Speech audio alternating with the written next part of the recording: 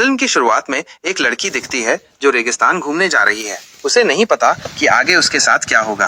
रास्ते में रोबिन को एक टूटा हुआ घर दिखता है जिसे वो अपना ठिकाना बना लेती है। वहीं उसे शैली नाम का एक व्यक्ति मिलता है जो ऊंटों का पालन पोषण करता है। उसकी फैमिली वर्षों से ये काम कर रही होती है। रोबिन उससे मिलती है और अपने सफर और कर्ट द्वारा किए गए व्यवहार के बारे में बताती है। शैली उसे सलाह देता है कि वो अपना फैसला बदल ले क्योंकि ये सफर खतरनाक हो सकता है। शैली रोबिन से कहता है कि अगर वो 1 महीने उसके लिए काम करे तो वो उसे एक ऊंट देगा। रोबिन को 3 ऊंट चाहिए होते हैं, इसलिए उसे 3 महीने काम करना होगा। वो खुशी खुशी ये स्वीकार कर लेती है। इस दौरान वो शैली से ऊंटों के बारे में बहुत कुछ सीखती है। कुछ समय बाद रोबिन से मिलने उसके दोस्त आते हैं। जब वे उसकी हालत देखते हैं तो उन्हें बुरा लगता है और वे उसे सफर को छोटा करने की सलाह देते हैं। लेकिन रोबिन इससे सहमत नहीं होती क्योंकि वो एक ऐसी इंसान है जो दुनिया की भीड़-भाड़ और लालच से दूर रहना चाहती है। दोस्तों में से एक रिक नाम का फोटोग्राफर रोबिन को सुझाव देता है कि नेशनल जियोग्राफिक चैनल उसके सफर को स्पॉन्सर कर सकता है। रोबिन आगे 2 ऊंट लेने जाती है, लेकिन उसे पता चलता है कि कर्ट ने अपना फार्म बेच दिया है। वो डेविड नाम के नए मालिक से बात करती है, लेकिन डेविड कहता है कि कर्ट ने किसी सौदे का जिक्र नहीं किया। जब डेविड ऊंट संभालने में असमर्थ होता है तो रोबिन उसकी मदद करती है। इससे खुश होकर डेविड उसे ऊंट दे देता है। रोबिन नेशनल जियोग्राफिक को अपने सफर के बारे में एक लेटर लिखती है। कुछ दिनों बाद चैनल उसकी स्पॉन्सरशिप के लिए तैयार हो जाता है, लेकिन शर्त ये होती है कि उनका एक फोटोग्राफर उसकी तस्वीरें लेगा। वो फोटोग्राफर रिक होता है। सफर शुरू होने से पहले शैली उसे सलाह देता है कि अगर कोई नर ऊंट उसकी तरफ भागता हुआ आए तो वो उसे शूट कर दे। इसके लिए वो उसे एक गन भी देता है। रोबिन अपने पिता और बहन को लेटर लिखती है जिसमें बताती है कि वो जल्द ही सफर पर निकल जाएगी। उसकी बहन, जो शादीशुदा होती है, चाहती है कि रोबिन भी एक सामान्य जीवन जिए, लेकिन रोबिन इससे अलग है।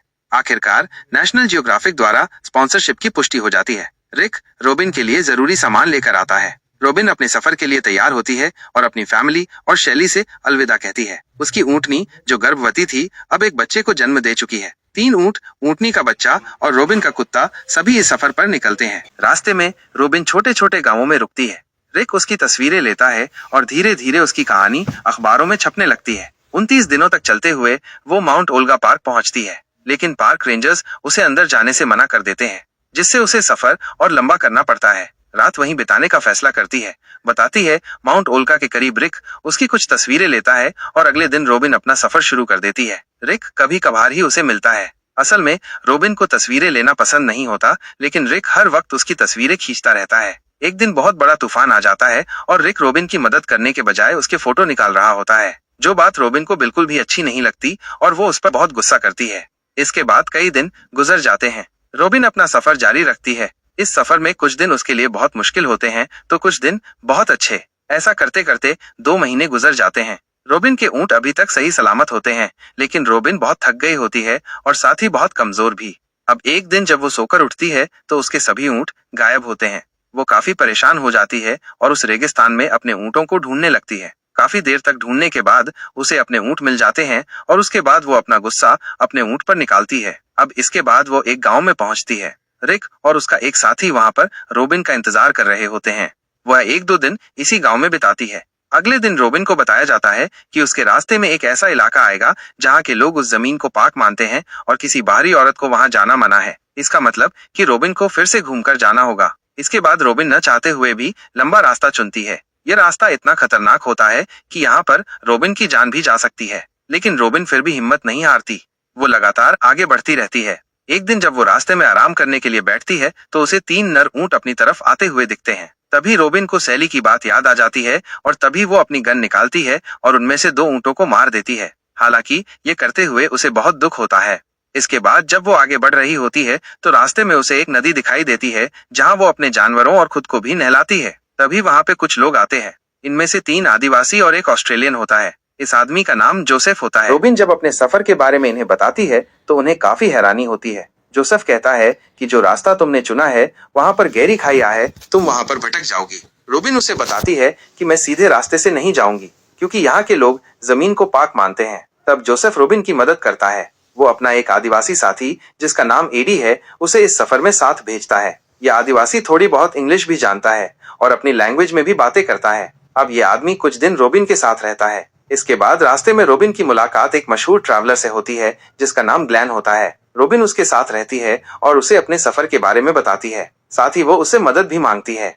वो उसे कहती है कि मेरा एक लेटर है जो नेशनल जियोग्राफिक वालों को भेजना है, क्योंकि रोबिन को कुछ सामान की जरूरत होती है। अब एडी यहाँ से वापस जाना चाहता है क्योंकि उसका सफर यहीं तक था, लेकिन रोबिन उससे और मदद मांगती है। एडी अपने जूतों की तरफ इशारा करता है और कहता है कि इस लंबे सफर के लिए मेरे जूते सही नहीं है।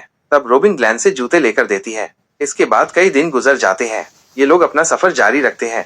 एक दिन कुछ टूरिस्ट उनके रास्ते से गुजर रहे होते हैं। रोबिन को ये बिल्कुल भी पसंद नहीं होता कि कोई उसकी तस्वीर ले, इसीलिए वो उनके लिए नहीं रुकती और आगे बढ़ जाती है। रोबिन अब कैमल लेडी के नाम से मशहूर हो चुकी है। अगले सीन में जब एडी कंगारू का शिकार करके लाता है तो रोबिन उस कंगारू को काटने वाली होती है, लेकिन तभी एडी उसे रोक देता है।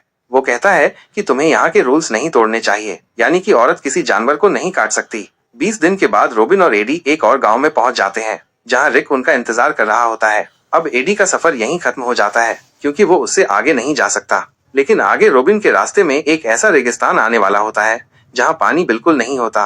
रिक रोबिन से कहता है कि मैं कोशिश करूंगा हर एक जगह पर तुम्हारे लिए पानी का इंतजाम करूं। कुछ दिनों के बाद रोबिन उस रेगिस्तान में कदम रख देती है, लेकिन यहाँ उसकी हालत कुछ अच्छी नहीं होती। उसका कैमल काम करना छोड़ रहा होता है और उसे अजीब अजीब चीजें दिखने लगती हैं। Translation: As you can see, I have provided. ठीक है, मैंने आपके दिए गए पैराग्राफ को बिना किसी बदलाव के वापस दे दिया है। एक दिन वो अपना कंपास खो देती है और काफी ढूंढने के बाद उसे कंपास तो मिल जाता है, लेकिन वो अपनी यादों में ही खो जाती है। लेकिन फिर भी वो रुकती नहीं और आगे बढ़ती रहती है। एक दिन वह एक घर के सामने पहुंच जाती है। वो काफी देर तक वहां पर खड़ी रहती है। उसे लग रहा होता है कि ये भी उसका वहम है, मगर ऐसा नहीं होता। वहां पर एक बुजुर्ग औरत आती है और उसे अपने घर में ले आती है। वो लोग उसे खाना भी देते हैं और नहलाते भी हैं। उन्हें जब पता चलता है कि रोबिन इतना बड़ा सफर करके यहाँ पहुंची है तो वे काफी हैरान हो जाते हैं। अब कुछ दिन रोबिन वहीं पर रहती है और उसके बाद वो फिर से अपने सफर पर निकल जाती है। एक दिन उसका कुत्ता प्यास की वजह से जहर पी लेता है, जिससे उसकी मौत हो जाती है। रोबिन को अपना डॉग खोने पर बहुत दुख होता है। वो बहुत ही टूट जाती है क्योंकि बचपन में भी उसने अपने कुत्ते को खो दिया था। रोबिन अब अपनी मंजिल के बहुत करीब होती है। वह एक जगह पर रुकती है। यह कहानी यहीं खत्म होती है। गाइस, फिल्म अच्छी लगी हो तो वीडियो को लाइक करें और चैनल को सब्सक्राइब करें। अनुवाद